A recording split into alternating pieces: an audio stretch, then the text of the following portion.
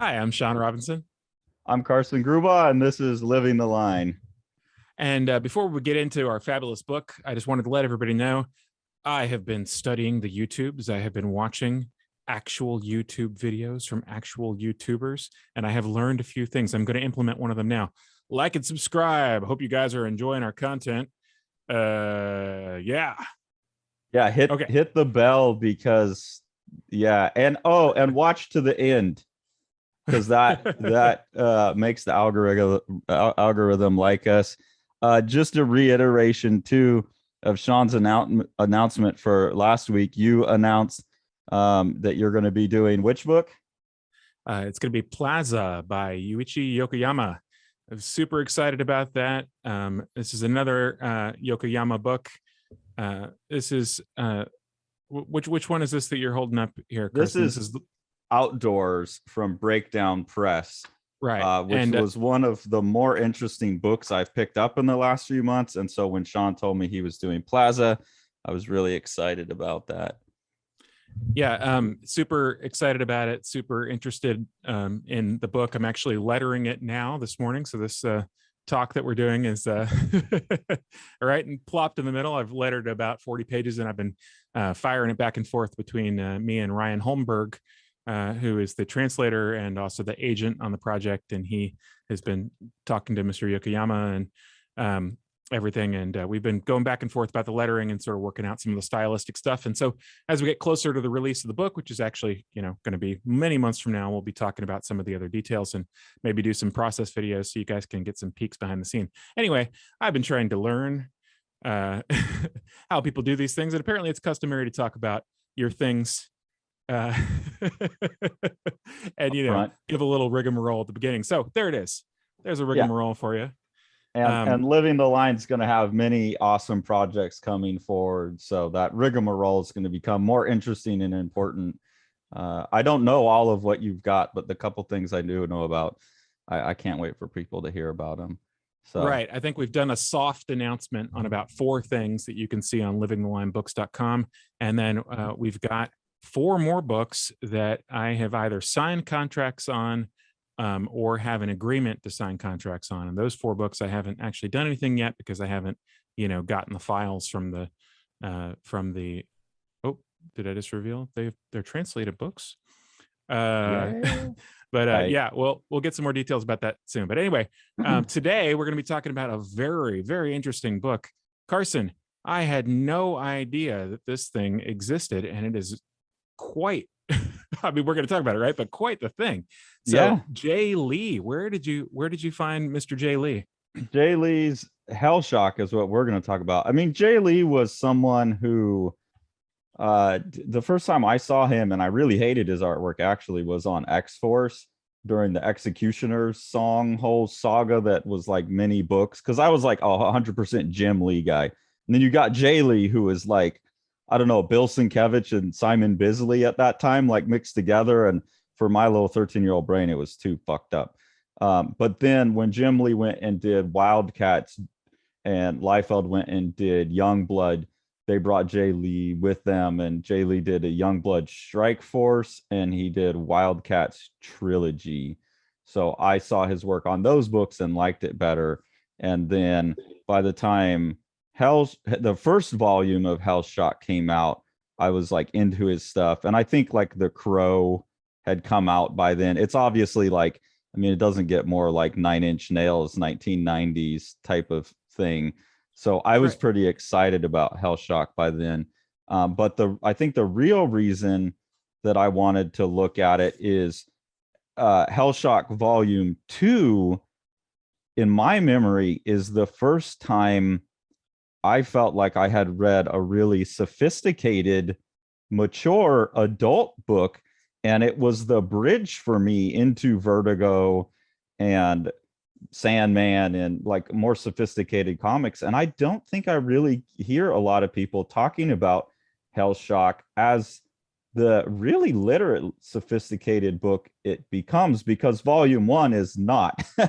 Right. Well, and that's one of the things that I was really interested in seeing and really kind of surprised by, is the transition that it makes is quite extreme. But you know, just to back up just a teeny bit. Yeah, Jay Lee, it's an interesting thing, because he was sort of on my radar, as you know, you and I are a year and a half apart in age, so I was a little bit older than you. He was on my radar a little bit earlier than that because of some of the stuff that he had done with, I believe it was Namor. And you know, I think he did some stuff with Marvel Comics Presents and sort of newsstand type things that I would have seen a little bit. And I just remember it was, you know, as you said at the time, I mean, it was just so extreme. I mean, he went for the anatomical deviation that we talk about a lot. Like he just pushed it, and you could tell every single time he did another monthly book, he was just pushing it further and further and further. And you've got these giant torsoed men and these extreme contortions and these extreme facial features, and it was almost like you know, pro wrestling turned to 11 with this rendering that was all slashy, dry brush, and all these, you know, really interesting textures and stuff. And as you're saying, like the Executioner song crossover, it was like the X-Men event of that particular summer or whatever. It's an interesting thing to see, you know, the type of crossover events, because you have people's styles butted up right against each other. It's almost inviting you to compare them when you have essentially like a continuing story with different visual styles per, you know, installment of it. And I do remember having that kind of dislocation, like as a, you know, X-Men reading kid. Yeah, it's like, being what like is the this? X Factor one and being like, well, that's really something else. And you know, looking back at it now, I think I probably have a different kind of response to it. But yeah, so this is Jay Lee's image breakthrough, and as you're saying, we're going to see it in the read through. But the first volume of it is just a 180 degrees different from the second volume, which apparently followed 3 or 4 years later. Yeah, and it was the turning point. Like after Hellshock, he never finished Hellshock. I have the trade paperback that was like finishing it. And I do want to compare the original color job by Jose Villarrubia. Last week when we talked about Cam Kennedy, I said we'll see another guy who I thought did painting in comics really good. Yeah, this was fantastic. My first experience with painted color. Fucking beautiful, perfect for the artwork. The trade paperback, remastered digital coloring, awful. So we can compare that too. But he never finished it, and then he went on to do Inhumans with Paul Jenkins, and then all of a sudden he's working in this very like elegant, closer to his current style, which is way more photorealistic, less of the splatters, like very focused on a thin line and filled in black, and that's it. So that second volume of Hellshock was like the turning point in his art towards a much more controlled, realistic style. And he's brought some of the stylization back in, but if you look up his work now, it's a very different thing. So I really want to talk about it because you'll see I actually have the original issues. You hardly ever see me have the original issues of anything. This is something that I've held on to as something that just really impacted me. All right, let's take a look at it. Yeah, let's take a look. All right. Yeah, so now. I was intrigued as I was reading through these first few issues. By the way, I had no idea what this was. I probably saw, you know, an image or two from this, like in Wizard or something. But like by 1994, that was the tail end of any of my sort of engagement with the, you know, mainstream superhero comic stuff. And so I don't think I was buying any Image books in 94. Other maybe the Max still. I'm not sure. Yeah. So this was all 100% new territory for me. What was your reaction to the cover? Oh, I mean, you know, all that stuff looks like it's time to me. Specifically the digital coloring, which was wild because the color selection is really great. And as you said, Jose Villarrubia is credited as colors, but then if you look, it says computer colors, David Larks. So. And then Richard Starkings, who's a very innovative letterer, you know, his stuff has all been imitated since then. So it was interesting looking at this, you know, sort of original article thing and seeing it as sort of derivative, but it's just because everybody's imitated him and used his fonts since here. Well, and when you see that Jose Villarrubia colored this first one, and then someone else recreated it in Photoshop. That's kind of what I thought maybe was happening with that Cam Kennedy that we looked at last week, where the remastered version had the saturated colors. So I don't know if they were scanning in it and doing some kind of weird saturation thing like that with this, or if they were literally just using the Photoshop tools. Because No. I know like Wildstorm would do that a lot. You would have, I think Joe Chiodo would do painted versions, and then you would hand it over to like a color separator basically, who would recreate the look in Photoshop, but those were different jobs. Right. Um, Yeah. but I mean, It's not right out clear the what the gate, workflow, not clear what the workflow was in the first book, but the second yeah, book, we can get into the actual details because they actually provide them in the back matter. But right yeah. out the gate, yeah, the color use, man. And not a typical image book at the time. It's much more Vertigo, even in the first series. But you have this kid that's kind of abused, Josh, and then you go into these nuns. And I just love Jay Lee's. I kind of miss this period of his work because it has all of those splatters and scratches and stuff that you get from Sienkiewicz. As he cleaned up his work, I didn't like it as much, but just these really intense kind of, yeah, dry brush things. And you've got this guy in the church that's been killed. I love these computer done fire. Is super indicative of the time. All done with the Dodge tool, you know. Yeah, I mean, it doesn't look great. It's very much, this has to have come out of an influence of like The Crow, Nine Inch Right. Nails, like every album cover at the time. Very heavy, yeah, heavily leaning on some of the tropes of the pop culture at the time. Yeah, The Crow, that was the reference that I was thinking, which of course was a comic years and years before it was a successful movie franchise. You think some of these backgrounds here that we're going to see of the church are actually photocopied and then just distressed? Yeah, absolutely. Because I looked for some original art so we could do a recreation potentially, and that's 100% the case. Okay. They're like, this is a photocopy with the saturation turned up. Right. And then he splatters and whites out on top of it. So you introduce this detective that's showing up to the crime scene of a murder, Detective Haight, Derek Haight, and he's like the badass cop, and he comes Dirty in. Harry style. Yeah. You know, taking things into his own hands. There's been a alleged murder at this church that he's heading to, and he is going to confront the guy, and he's going to advise the guy to please resist. Yeah, and the kid has now wandered out and is kind of off on his own. And those two stories kind of run like tangential to each other for a while, or kind of parallel, but they don't intersect for a while. And it wraps up pretty quick. I feel like it's like a 14-page issue or something, but he finds Daniel, who's the main character, Hellshock, in the church, supposedly having murdered the priest. So it's a pretty brief first issue. Really cool pinups. I mean, he obviously loves drawing just the face and the marking on the face. Weird design choice. And then that 1990s like fire effect again. And then this is where you get to see some cool black and white Jay Lee artwork, where you get to see where he's painting a lot. So these are supposedly, he tried to do the first issue once and didn't go to his liking. And that seems to be a theme throughout the series. This is something that matters too much to him, and he can never get it done. He was known for drawing like 7 or 9 pages a day when he was doing Namor. Right. And when he gets to Hellshock, the issues come out like years apart, because he just reworks it and cares about it.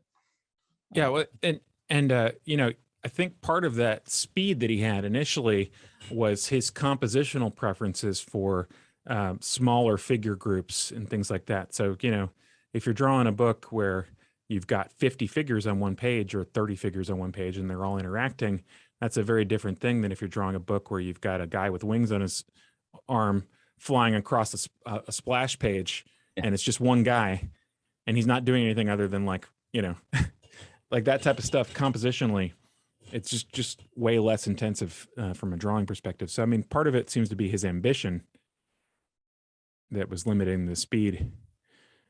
Well, yeah, and I think he really like the difference when we see volume 2, the difference between the two series is like his ambition for the story he was going to tell and how personal it seemed just slowed him down. So here you introduce this third character, um, Isabel, she's like the Carrie figure with like the overly religious mother, and it seems like some demon is talking to her or something. Back to the priest. Yeah, this is where he's like, yeah, come on, do it the hard way, buddy. And he finds out real quick, yeah, okay, you don't want to do it the hard way with Daniel. And I love the action in those shots, just the intensity of it. Another one of those photocopied backgrounds. So Now the kid has met like his mirror, mhm. which is a little odd. Yeah, Go ahead. we haven't noted anything about the writing yet, other than the sort of use of tropes, but the actual, you know, dialogue and narration is like, it's really surprising me that this is his first outing, because it's very assured, or at least it comes across as very assured. The plotting, as of yet, doesn't. To me, it seems like what we were saying, kind of derivative of other things in a sort of mix and match sort of way. But the writing itself is already really confident. Surprising that this is his first title that he was writing. Well, and a little cheesy in the same way the plot's a little cheesy. Like it is very angsty 90s writing. Why is he instinctively drawn to the pain and shame of suffering of others? Um, things like that. But here, Daniel's been shot in the head and left in the alley, and then you realize something's going on with him because he's gotten up. But yeah, there is that cliche factor. But I think even in the first series, there's kind of a nice, like, more serious attempt underneath the cliches that we'll talk about maybe in issue 4. Here's some more really weird digital fire graphics. Yeah, that was one I thought was interesting. And you look at I love the compositional effect on the top there of her setting down the kettle and then kind of coming up and into it. Like, I don't even know, like, this weird like Photoshop stamp or something for this fire. Yeah, I'm not sure. But she's then haunted by these flames, and then you get the nurse checking in. Here's a really cool spread with Jose Villarrubia on colors. Now there's an image that I saw before this. Yeah, it's such a cool image. But every time he does a pinup, it's always like a face smack in the middle. But he makes it cool. Yeah, and then we see that Bill Sienkiewicz is going to do a pinup in the next issue, which is really telling, I think, where stylistically where he was sort of approaching. I don't think that we see him go full Bill Sienkiewicz mode until the second one, but you can see some of it texturally. And then the kid Josh is now out there with his like double, who's obviously some kind of demon trying to mislead him, but it's still not clear what's going on. He's basically talking about, hey, my dad is abusive, and he's running away from home. And that's where you really start to set up what I think is like a really compelling, mature theme for the book that he just didn't have the writing chops to quite bring out of the cliche yet, which is it's really about the abuse Right. of the father, the abuse of the lover, and those things causing the conflict. And then you get Isabel, which then confronts her lover here, who's showing up in the mirror. Again, some really funny special effects, some like Frank Miller kind of inking styles.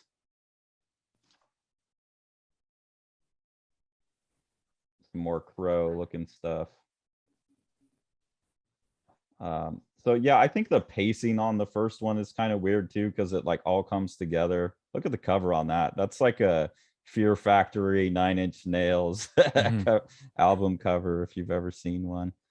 But I kind of like that. Like that's different. That's brave from like what else you were seeing with covers at the time. Yeah. It feels very tapped into the 90s. I think the art gets a lot better in this one too. In issue 3.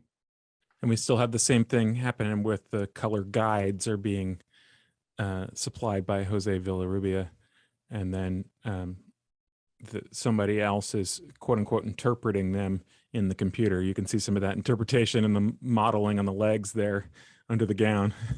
But I think they're getting a little bit better at doing it. It's starting to look a little bit richer and more painted and a little bit less digital. Like this right here kind of looks watercolory. So I think they're getting a little bit better at that. Yeah, it was an interesting time for any evolving technology like that. You start to get things that you start to feel out which things a new medium can do. And obviously gradation and soft touch transitions and such are super easy to do on a computer. And so that was the thing that people started abusing almost immediately. Yeah. And here you start to realize that the detective that's chasing down Daniel is the abusive, negligent father of this kid that we've been following the whole time. And I like that takes till issue 3. There's kind of that, I don't know, it's not a total like surprise in the story, but it makes the emotional richness kind of come together at the right time, where you start realizing the series of abuses. Because of course the in real life, the asshole detective who's trying to intimidate somebody at a crime scene into essentially committing suicide by police officer is an asshole in his life, right? He's gonna be, that person is a bad person. It strikes me as that there wouldn't be a lot of superhero books or superhero tangential books at the time that would have taken that same kind of tack. Yeah, and it doesn't even really reach superhero. I mean, even this first one has those elements of like he can get shot and come back, but it really is focused on like this kid talking about his dad hits him a lot. It's obvious that there's like this demon that's going to try and use that to the kid. So it's I think superhero tangential is the right way to put it. I mean, it's still got big buff guys with powers, but it's something different. And we gradually realizing that basically this thing has had relations with this woman when she was young. And I don't know if they say exactly how young. And he's has been an angel, a fallen angel. Yeah. He'd been absent from a long time because he's been punished for that physical relationship with a human. And, if you think that angels sexing up humans is odd, look up Nephilim, because that's the word for it, because people have been talking about that as long as people have been talking about angels. Well, actually, yeah. I mean, when I was a kid, that my self-made comic was called Nephilim. Yeah, because that's like I was aware of that concept, and Jay Lee talks about it very explicitly that he was interested in the history. It seems to me that he probably grew up Catholic, but he is very explicitly using the idea of the Nephilim, that the sons of God have come down and slept with the daughters of men, and it creates these characters like Daniel that have some kind of power, and you get like Goliath and all of those legendary mythological figures in the Bible. Those are sons of the Nephilim or descendants of the Nephilim. So he's playing with that idea very explicitly, and again putting in the idea of the abusive father. Now there's an abusive relationship between the Nephilim and Daniel. Tangential, if you want to hear a song about that mentions Nephilim, it's also a good song. There's a Frank Black song that says, have you heard about the heavenly angels who came to earth and then they mated, met some ladies with whom they mated, and their young became giants, every one. Yeah, which is a good summation. And that was the idea of like those giant heroes of legend. They were the offspring. So like Goliath would have been. Exactly. I think they were called also the Anakim, maybe in the Bible. There's depending on your tradition. It's funny how universal some of those things are, and you really wonder if it's like cross pollination between religious groups, or whether that's just a concept that people have. It's like, well, the gods, they're bigger than us, they do more stuff than us, and they can come and do us too. Yeah. Or if there was some legit historical preference that dates back to, where there was a kind of like subspecies or off species of humanity that was larger or something. Like there's some good Rob Liefeld. Extreme Studios in the back. So that's, oh, I skipped here. This is issue 4. Now I like with issue 4 that you get to the drawn cover. Actually, I think this is a more successful cover, and you start to see his Sienkiewiczisms. Yeah, which, you know, we might talk about get separate from the discussion about the books, but his Sienkiewiczisms being tons of splatter. That's black on white and white on black, drawing back in with white, using a razor blade to cut back into the ink, using dry brush, and all of those things with a limited amount of masking. Most of the time when you see those types of things, people like start to crave control. I wouldn't describe his use of those things here as a control thing. More than that, it's more like a sort of looseness button, you know, like, and I'm going to add a little bit more looseness to this page by grabbing my dry brush and kind of scumbling on the edge of a form. Yeah, like see, right there, it totally goes wild. And he's getting more detailed too. Like even within all that chaos, he's spending a lot more time building up texture and stuff. So I feel like issue 4 of the original one is where he really gets better, and like the writing gets better too. Like I mean, the kid's really saying some deep stuff. It's like, it's funny. I think if it happens enough, you can get used to anything, like the beatings, being locked in the closet during his dates. One broken promise, I'm sorry, Josh, after the another. This might sound weird, but I'm used to that sometimes. I think I even deserve it. The part that always surprises me, the part that still hurts, is the belt. Not because of the pain or even the scars. It's like he doesn't even want to touch me. Like his own kid is too disgusting to even hit, like with his own hand. And like that shit, that's like, to me, that's really well written and heartbreaking stuff. Yeah, this is one of those types of things where encountering that before having kids, and having kids now and encountering something like that is a different experience, you know, because I don't know, it's heartbreaking. Yeah, and so then the demon that's been following this kid starts to try and convince him to, well, you need to kill your dad.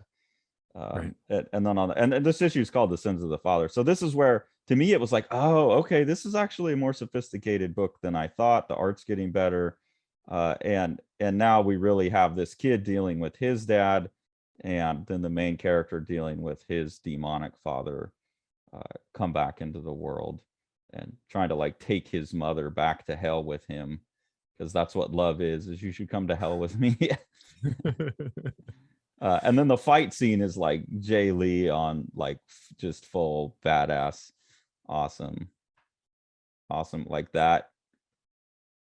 Such a cool, just like exaggerated wild, who cares about the anatomy. Right. Yeah, that's more reminiscent of the earlier sort of superhero Jay Lee.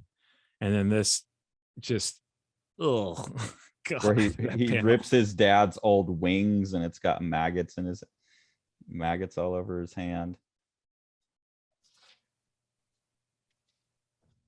And then, yeah, here's the kid having to make the decision whether to shoot his father or not. So starting to balance those two struggles with the father against each other. And as someone who grew up, I'm assuming religious, these themes seem to mean a lot to Jay Lee. Like that own struggle against like God seems evident in there, you know, this rebellion against the father. I must have ripped out the Bill Sienkiewicz poster and had it on my wall, because it's not in there. But there's an Adam Kubert with Jay Lee on inks. He's a hell of an inker. Yeah, he is. I like this too. This is something you'll never see anymore. This old photocopy technique where you drag it along the photocopier. Yeah. I was wondering if you were going to flag that. I can't tell you the amount of times that I've done that exact thing. I think I've only used it in a comic once, but it's so cool looking. I guess you could do it with the scanner. There's no reason you couldn't do that with the scanner. No, you totally could. Yeah. I guess there's just so many filters that would achieve similar things. People would do that. Yeah, Um, similar, but and I saw the that's it's original art for this one too, and he did go back and draw on the stretched out photocopy a little bit. that's a fantastic thing there. By the That page. way, if you want to see the original art for all of these books, they were sold on Heritage Auction in groups, like the whole issue, Wow. and they have nice scans of all of it. Um, so that's the end of the volume one. Oh well, and you see the kid here. Uh, I forget. Did he kill his dad? He didn't kill his dad, right? No. And but they're suggesting that this is going to be. I think they're suggesting that this kid is going to go on to be like the primary nemesis for Daniel going forward, or whatever this creature is trying to Right. possess the kid. And that's how that wraps up. Some nice Mike Yeah. Grell right there. Yeah, so that's the suggestion, and I have to tell you, as much as I enjoyed the writing and the black and white art of the first 4 books, by the time I got through the first 4 issues, I was like, well, I'm not sure why Carson had us read this. And Yeah. then Yeah, I could see that. I was curious because like the first one is like, okay, it's all right, but no big deal. But and then we hit volume 2, and wow, I mean, what happened between here? It's quite amazing, and it's also quite amazing that they sold it with the same the same series title and everything. And so yeah, so different what logo, was better logo. So this was, let's see, 94? 94, and this is a few years later, Yeah, 90. 97 to 98. Yeah. And there were exactly 3 issues of this second series, and the first one is like 48 pages of interior art. So Yeah. it's double issue, and you can see that colorist is now Jose Villarrubia, and so rather than doing mock-ups, he actually gets a little bit of process in the back of the book. He would take Jay Lee's inked pages and he would print them out on watercolor paper on the lightest setting that his printer would print out, and then so he could use that as a guide, and then he would merge them here. He would merge them in Photoshop himself. Oh, do they have a? Maybe that's an issue 2. Oh, the how-to. Yeah. Yeah, that is in here somewhere. Is that not? I don't know. I thought that was in there. Well, we'll probably see it during the flip through. Yeah, we'll get there. I don't know where I'm seeing. Oh, it's in the middle of the book. Okay. Yeah, we'll see. Okay, it's in the middle of the book. So yeah. Anyways, it's like fully painted colors, and this is the first time I saw that, and that just like I flipped to this page here, and the gritty, grimy texture of the paint to go with Jay Lee's art. It's just so good. Compared to the trade paperback we'll look at. This is another one of those where they went and like naturalized the colors. I don't think you saw this. Oh man. And they kind of got the same look, but as the trade goes on, I have a couple of them that we can compare, and it just gets rid of all the character. Now, I will say this was recolored by Jay Lee's wife, June Chung.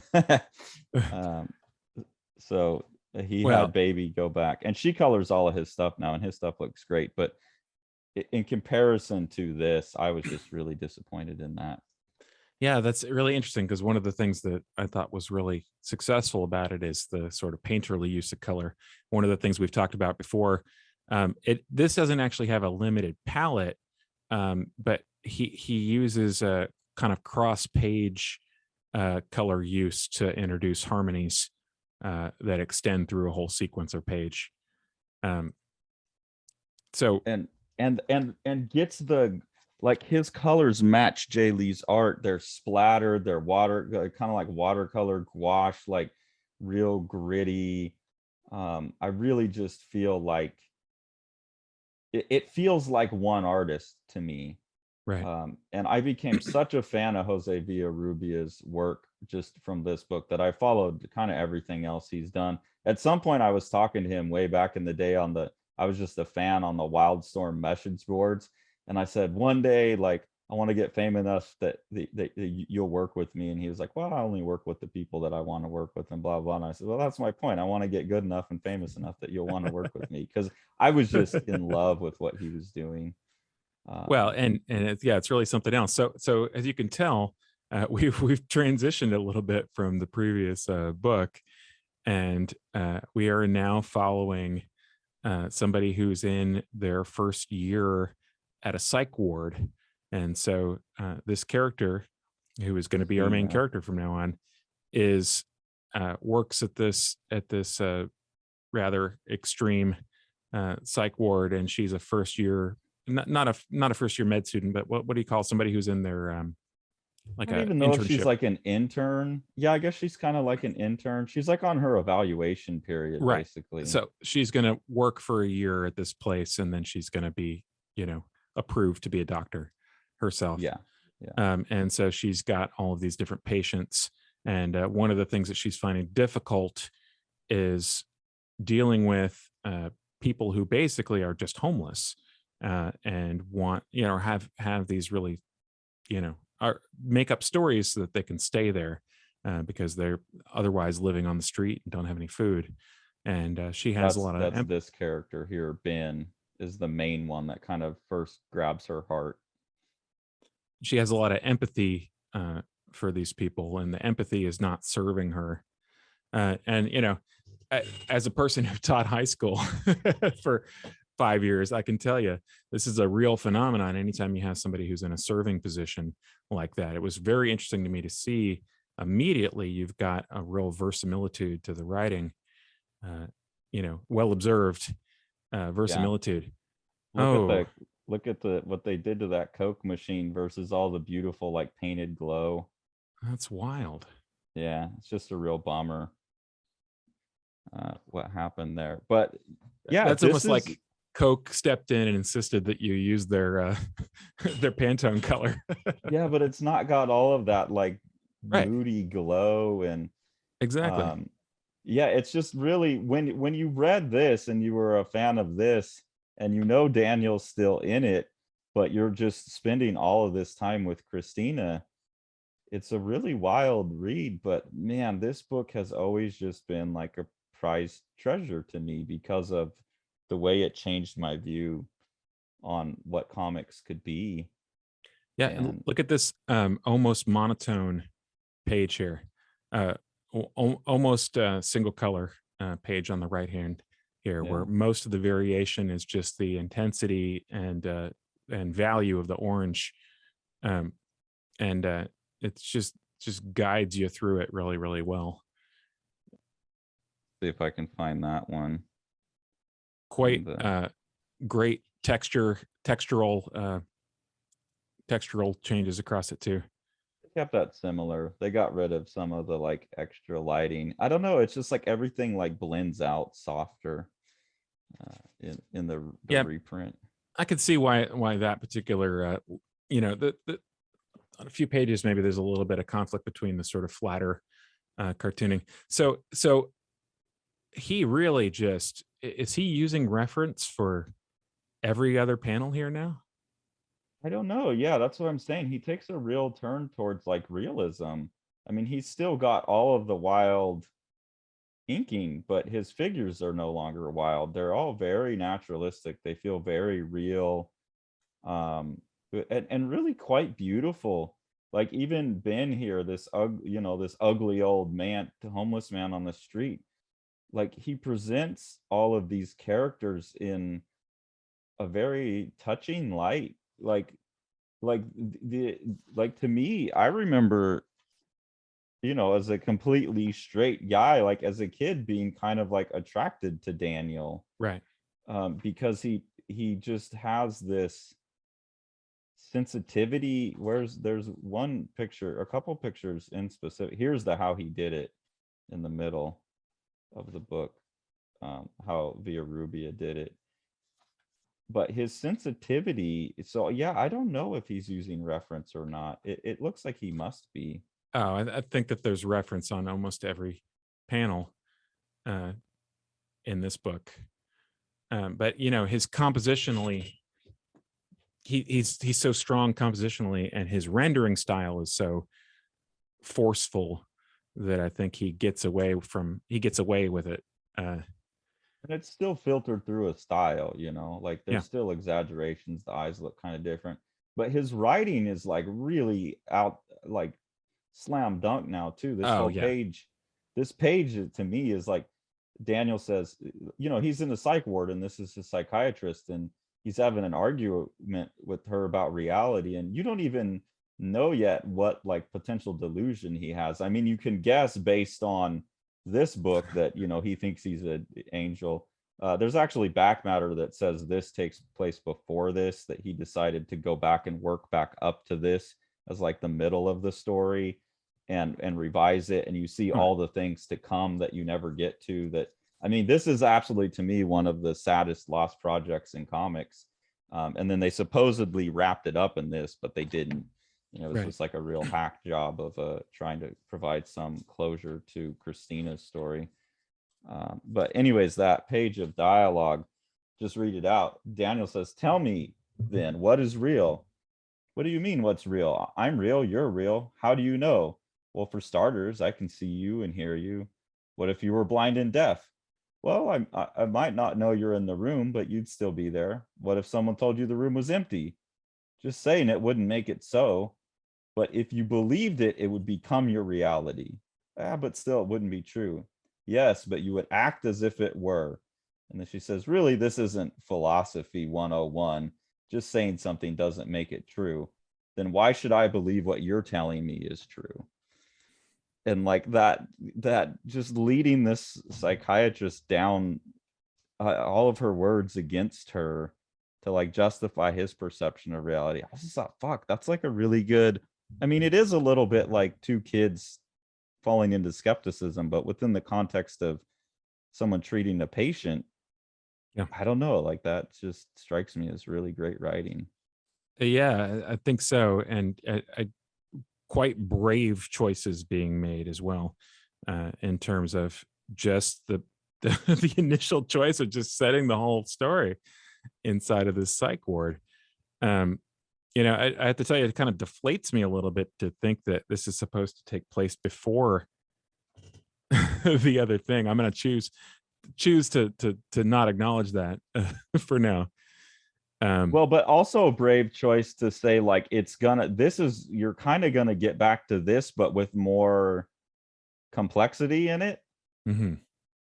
And like you've just chosen to do this story for however many issues it was originally planned to.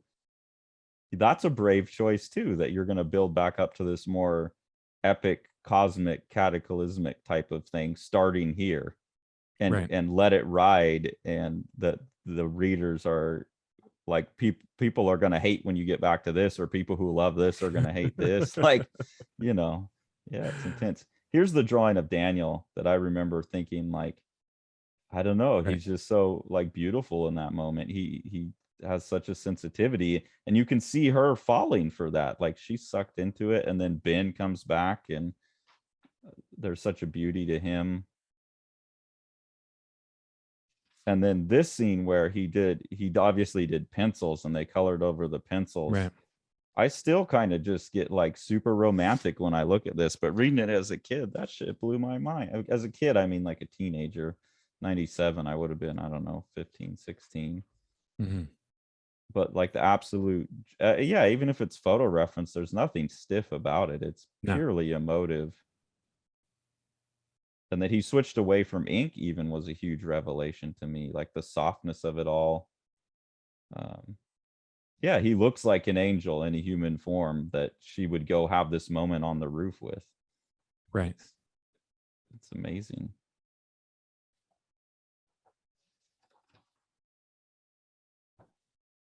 And then you kind of get that here. The face so this is getting bad. This is a double issue. That first one was a double issue. And if you can see in the letters column, he says, that he's back. That he's been working on this he's been researching this for years. and that it took 2 years of research to feel like he's going to do the subject justice. I felt that to be a really intense read right there. And then he ends it saying, yes, it's going to be monthly. Oops. Yeah. And then 6 months later, 6 months later, Hellshock number 2. Look at that cover, though. Yeah. Beautiful. The Milk of Paradise. And then open up with this fucking drug dealer. Right. A argument about how much money is going to be this particular thing is going to be, and how good the product is. This little first scene really reminded me of being in Vancouver, Canada, for the first time. There's an area of Vancouver where, if you ever watch The Wire and the theory of Amsterdam, that you're going to just give people like a certain section of the city and just you can do whatever you want to in that section, has sort of played out in Vancouver. And there's this area where, you feel like you're in a interesting like cosmopolitan city, and then you go one block over and then you feel like you're in a zombie movie. Yeah, there's areas of San Francisco like that too. You veer off Market onto Jones and it's like, whoa. I mean, now it's like everywhere in San Francisco, but it used to be that way. More of that monochromatic like mood coloring. Yeah, and nice transitions from color to color with retaining mostly the monochromatism. Yeah, that works. And this whole issue is basically just like Christina struggling with the emotional damage of being in the psych wards and kind of starting to fall for Daniel, and his view of the world, getting sucked into that, dealing with the Ben character having problems. I think he dies. She talks about madness is catching. Yeah, this sequence was incredibly intense. The combination of the language and the junky imagery happening, cross-cutting with her own sort of mental breakdown, and then merged in the final panel. If you look at that last panel on that page, every other panel were cross-cutting, and there it's the junkie merged with her. The theme of the text right there, I can't read it in the image, but the theme of the text on this page, if you wouldn't mind reading just a little bit of it, is basically the processing of pleasure in the brain. Yeah, so it says, it's not that I'm going crazy or anything like that. It's almost as if, well, every time I'm around Daniel lately, it's as if my senses go wild. Maybe this is what drives people insane. The results of being able to hear too much and see too much, which is something we've talked about a number of times, like that. I struggle with that. I my perceptual senses, like I don't background things as easily. And talking about schizophrenics having that problem where the brain's too interconnected. Right. And then when you're in that state where you're falling in love, you get that, right? You get the intensified sensations. So acute sense is telling me that there's more to life than we think. There's something fantastic happening, something I don't understand. As if I'm in contact with another world, I can almost see marvelous landscapes, hear harmonious music, feel myself bathed in extraordinary light. The word that this best describes this place is paradise. And then that last panel is halfway between the junkie and her. The angle is her face from the previous panel. It's like we've merged this image that we've been cross-cutting. And ecstasy and agony, right? Right. The weird kind of crossover between those things that people mix up. So she's basically getting lectured about her. Wait, is the previous approach where the other? This is where the she's being lectured about how basically there's two different types of students, the ones that are want to help everybody, and the ones that are going to make it. Yeah, and he's telling her like, look, you can't be that sympathetic, empathetic person. Like, be like me and get the sports car. Yeah, and you'll actually be better for your patients that way too. Because if you're too empathetic, you're going to experience exactly this. which is you're going to start seeing the world from their viewpoint. Like, you can't be too sympathetic. You can't put yourself into their mind. And then you get that she comes in and is like, okay, well, I'm going to take Daniel outside, and she gets sucked into his world. And I this is another one where it's like, I remember early on finding this to be such a romantic scene in terms of like, there's the beauty of it. Like, I get sucked into it too. And like, they see the world for this beautiful heaven and they jump off the roof. But like, you get a sense, because that's how the issue's closed, like, oh, she sees he's an angel and they go fly. Right. Like, I'm gonna go, we escape. That's another one where they really did a disservice to it in the translation, as was that one with the pencils. But all of that beautiful colors into these like just kind of more muddy clouds instead of that beautiful sunset. So to me, it took out some of the romanticism of that scene, which was unfortunate. But God, I mean, what a way to end the book. Because then it's like, if you've ever seen that movie 12 Monkeys, where you're constantly vacillating between, is he just crazy or is he really from the future? Right. I think these first 3 issues play with like, well, is Daniel really some magical creature? And they don't even really talk about him in that way. It's just because you've read the other book, you kind of know he's supposed to be. Right. And yeah, that's that's the thing, is once you've spent a certain amount of time in this reality, to me, it starts to make me want to sort of reevaluate the things that we saw prior to that. Yeah. And as we're about to see, I mean, what a choice he made, because the very next issue, we find out that there's basically reporters and police and everything at the psych ward because a patient has been killed and other patients have escaped. Well, and that she had jumped off the roof with him, and they landed on like the fire escape, so she didn't die. But I think the suggestion is that Daniel broke his neck and died in the process of jumping off the roof. And that's right. I believe they're going to show it later to confirm. And then she wakes up and she's in this horrible cell and she's interviewing herself because she is her own doctor now. Yeah, and like, she's now in the psych ward. She got too close to the madness. And then here he talks about, well, shit, she killed a patient, man. Like, and they're talking about how she was my student, she's my responsibility. But like, you could tell this guy built a father relationship with her too, right, where he really thought he was going to be able to mentor her into the right direction. Yeah, and his advice was meant in a protect yourself kind of fashion. It was not just like the, old man beating down the, person who hasn't been beaten down yet. Yeah. But it's a little too late because he's dead. Which is just, I mean, I just can't quite believe that that's what they did. And they go ahead and they show, he shows us the conclusion here, and you can actually see his broken neck. You can see the angle that he's holding himself at. She's reminding herself of the actual experience. And it's just, at this point, I mean, not only did I know why you would, wanted us to do this, I just kind of felt for Jay Lee and whatever it was he was going through to sort of arrive at this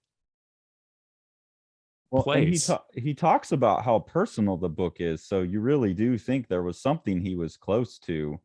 I've never really read interviews or whatever. I'll read something from the back of this issue here where he talks about, because he's still talking about like that he's going to continue this on, and this is just the beginning of a huge epic that he's going to tell. Yeah, he said that the first, I believe it's in the second issue, that there's something in the letters column that says this first arc should be 12 issues.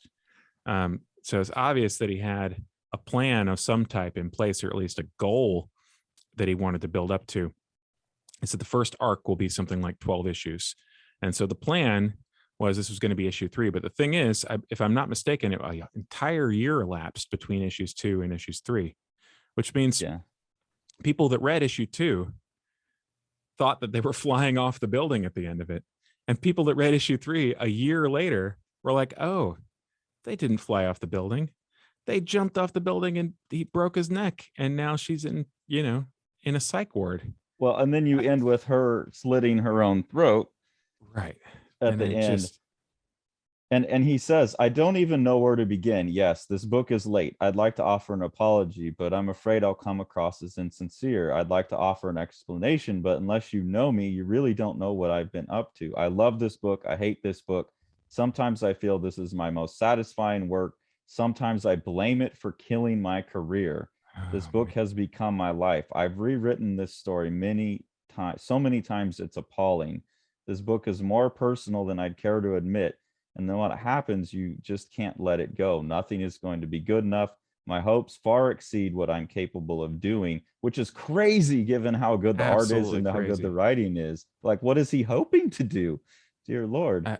I know. And it's, I mean, just the fact that there were just 3 years between that first series, which, is interesting, but is like derivative, like superhero adjacent stuff, to this, which is just like, somebody is working through a whole host of things in a really sophisticated way, and the art and the writing are both firing on all cylinders. The color is really like stunning and like technically sophisticated for the time.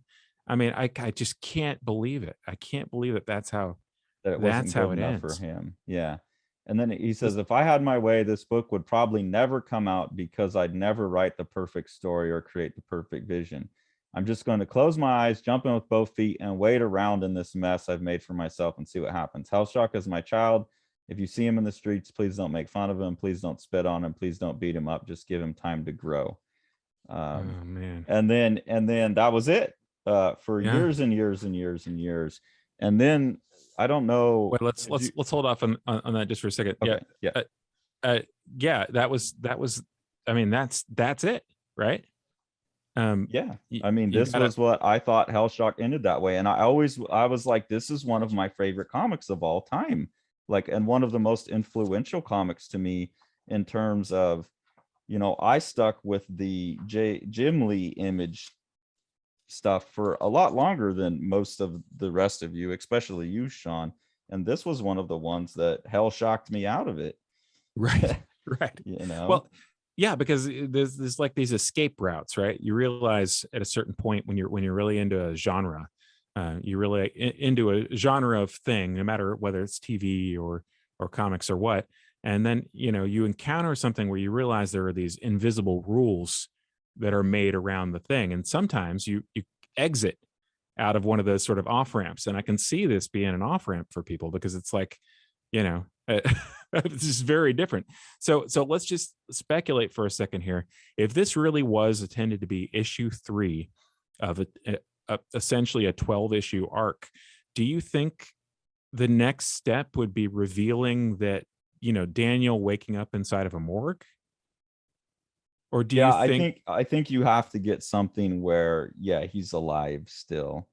I don't know how it builds. The only sense that you get of how it builds and where it was headed is that I think it's in issue 1, that spread of things to come. Yeah, show me.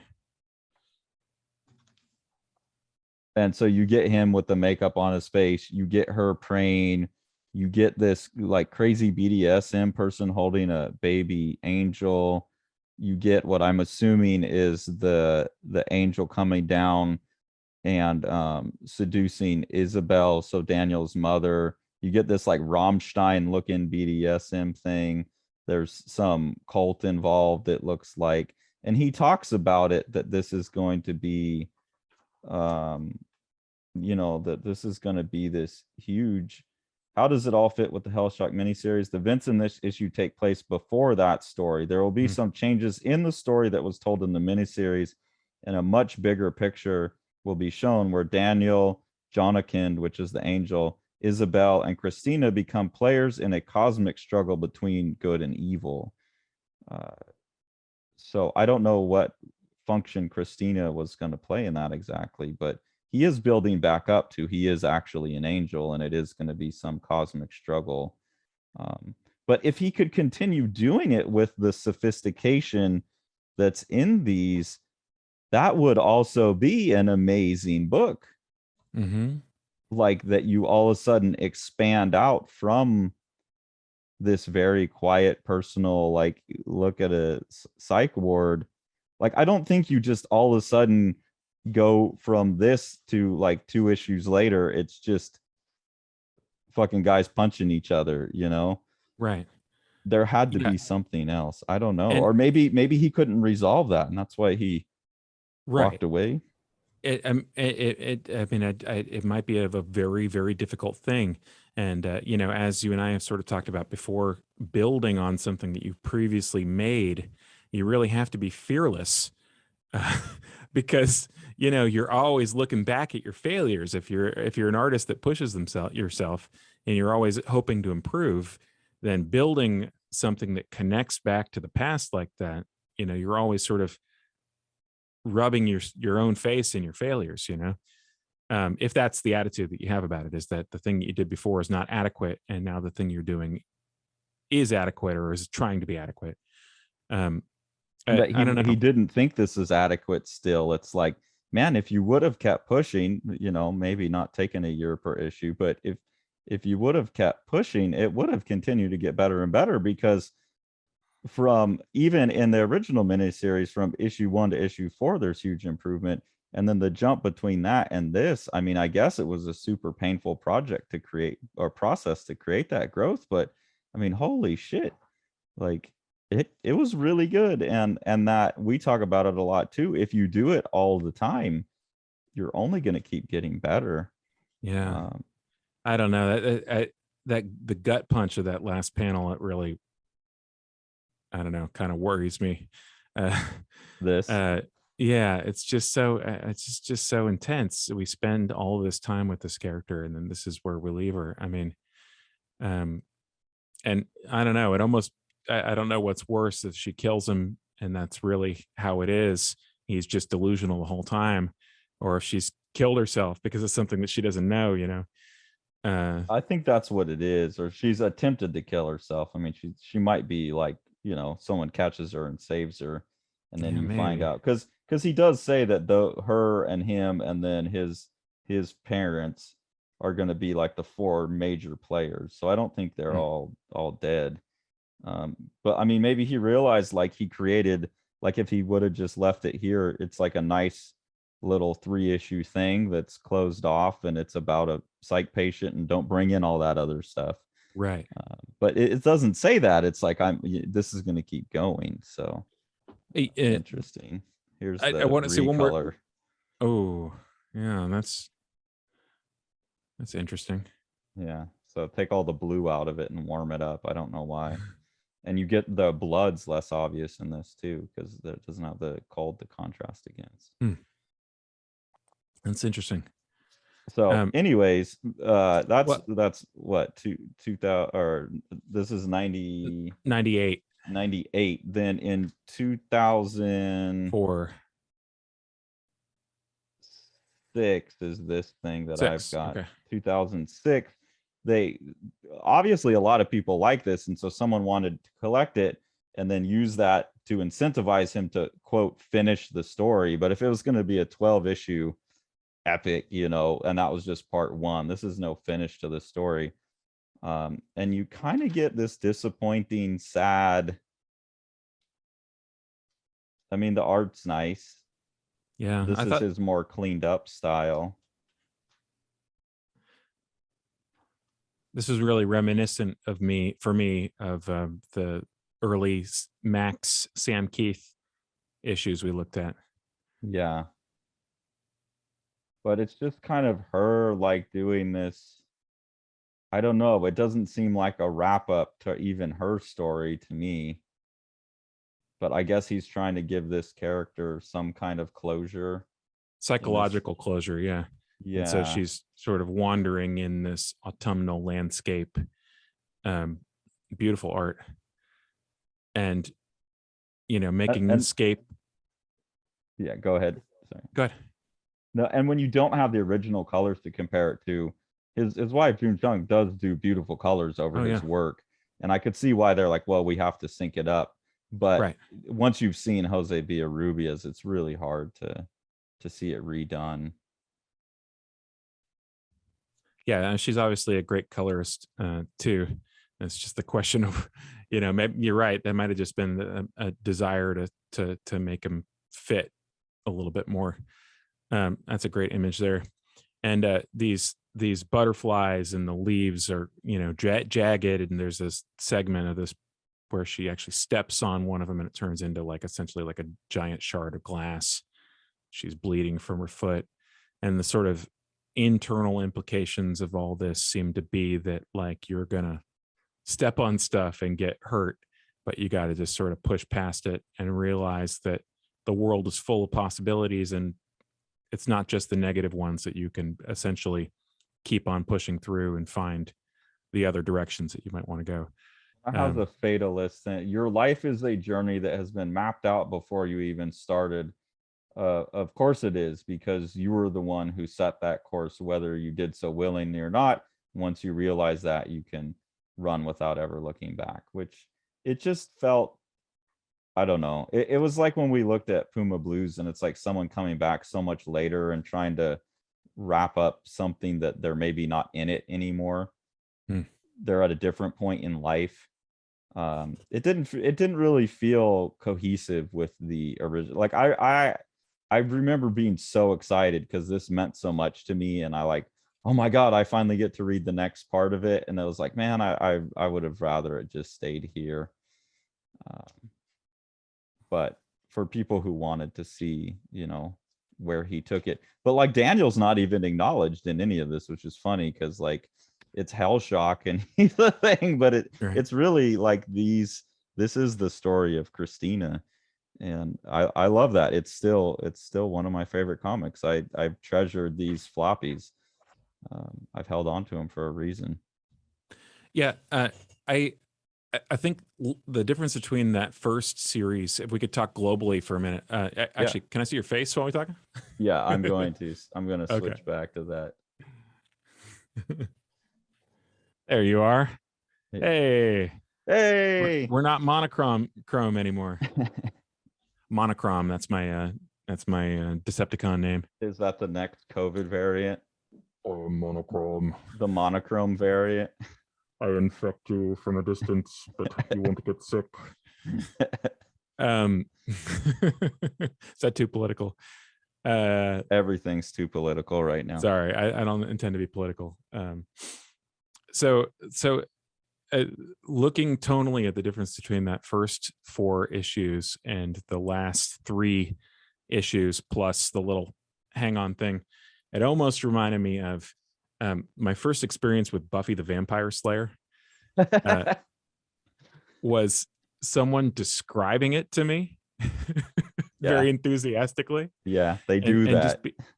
Right, they do that, don't they? And me imagining like basically like all the different possibilities. Somebody just being like, oh, but all the people are so real. They all act so real. They all do this. They all do that. And then I watched a few episodes and I was like, oh no, it's not like that at all. This is just a genre show. This is a horror thing, except the characters talk funny. And that's what this person liked, is that they liked the way the characters talked or whatever, right? Whatever.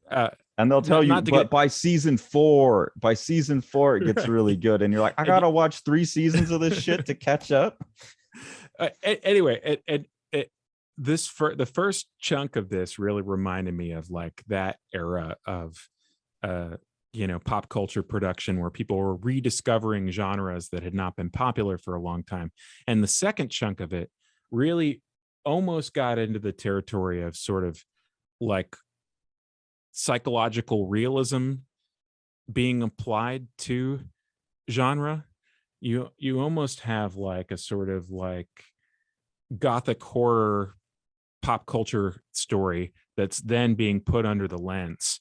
And it's funny, if they had ended it just with her suicide and Daniel's death and had not hinted at the fact that maybe he really is alive still, you could almost see it as sort of putting that genre under the lens and saying, what would it be like realistically for somebody to be behaving this way?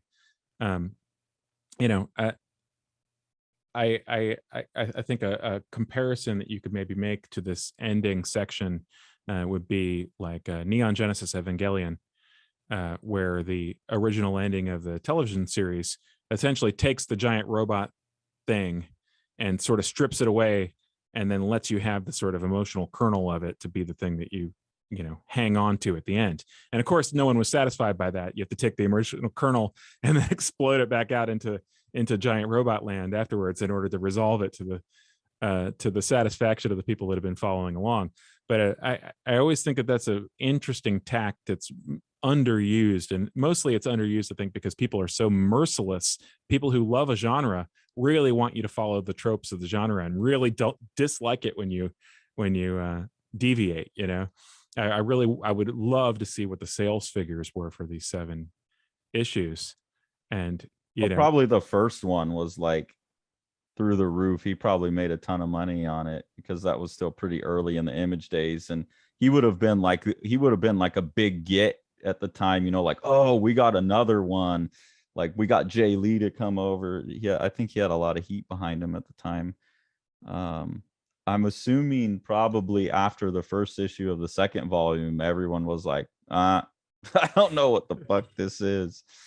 I don't know. It's maybe so not. good, though. Maybe it was like me. Like I bought the initial one when I was like 13 or 14 and was like, yeah. And, I got the next one when I was 16 or 17 and was more mature. I think if you didn't have the first 2 and he didn't go any further and you just have those 3 episodes, you don't have any genre at all. You have a piece of just literature, like literate comics about a woman struggling in her position in a psych ward. And it's an interesting like story I haven't seen elsewhere. That first year, like it's handled so delicately. Like it looks at, like you're talking about The Wire, like it looks at the system, the systemic issues of people trying to get food. Like that book to me could have been like, that should have been, if people didn't have that context of that it's going to build to a superhero story, it's about angels and demons, just that nugget of 3, it would be like this. I mean, think about that book in 97. That would be one that we're talking about as one of the great comics that introduced literate comics to the scene. Like if that hadn't come out from Image and there hadn't been a volume 1, Fantagraphics could have published that book, and we would be talking about Jay Lee's Hellshock as like, man, like Dave McKean's Cages or something like that, Yeah, I suppose that's another good reference to it.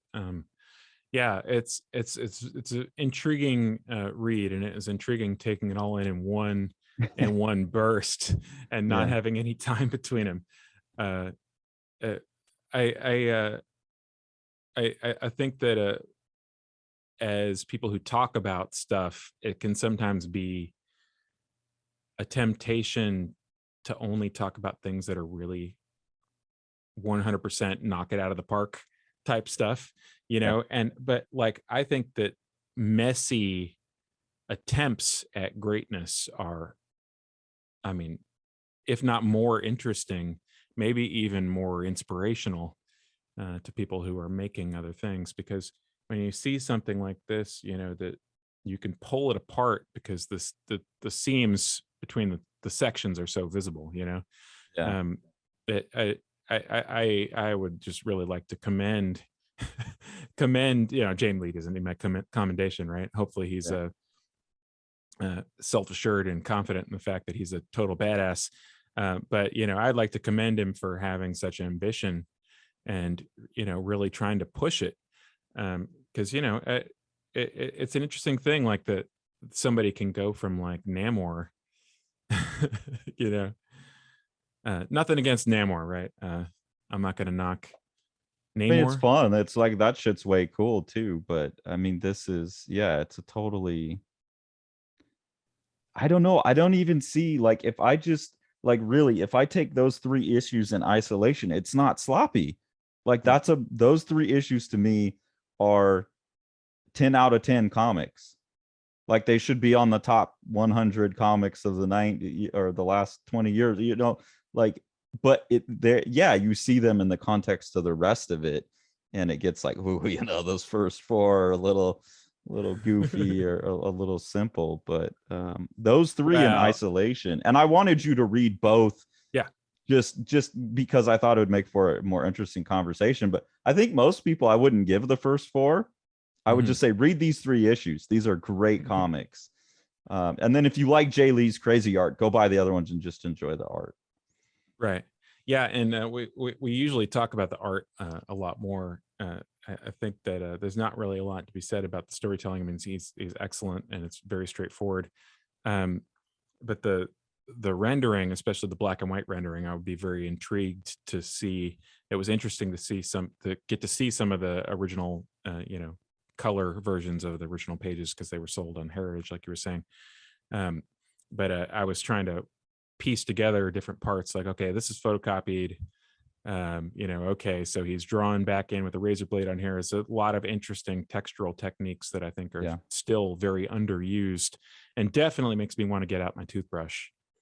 Oh yeah, toothbrush and like white acrylic paint. Yep. Yeah, it's really fun. Do you have time to do a recreation? Yeah, let's give it a shot. Maybe we can do something small and just sort of demonstrate a few of the techniques. So maybe rather than like a full-blown recreation, we can just sort of tool talk with fake Jay Lee. Yeah, because Jay Lee is definitely one that when you look at it, you're like, we should go through some of this. Okay, so we'll thank you guys for watching along. I really hope you enjoyed it. If you only ever checked out the first Hellshock series, really, really, really do yourself the benefit of mentally throwing that aside and just go. I wouldn't get the trade paperback. I would just try and get those 3 issues and enjoy that, and then check back in the next day or two and see us try and employ some of the wildness. Yeah, hard to do on a recreation. We'll see how we do. All right, thanks for watching, everybody. Have a good one. Hit that like, hit that subscribe. Oh yeah, and since we got to start and end, if you haven't got a copy yet, Strange Death of Alex Raymond, go get that. Keep us. We really do appreciate all the comments. We really do appreciate people sharing our videos. And every once in a while somebody says like, oh, I think so and so would enjoy it. Tell so and so. We would really appreciate it if people would share when you enjoy, or even if you don't enjoy. I would suggest you make a sandwich board that has our logo on it, and that you carry the sandwich board to your local corner, and make sure that you're just holding it, kind of pumping it up into the air, up and down. Don't do one of these where you're reading your phone behind the sandwich board. That really doesn't work. You got to just be like, live in the line, live in the line. Yeah, break dance with it. All right, thanks guys, take it easy. You want to see all these books? Smash that subscribe button and the like button and the bell, and then you get them.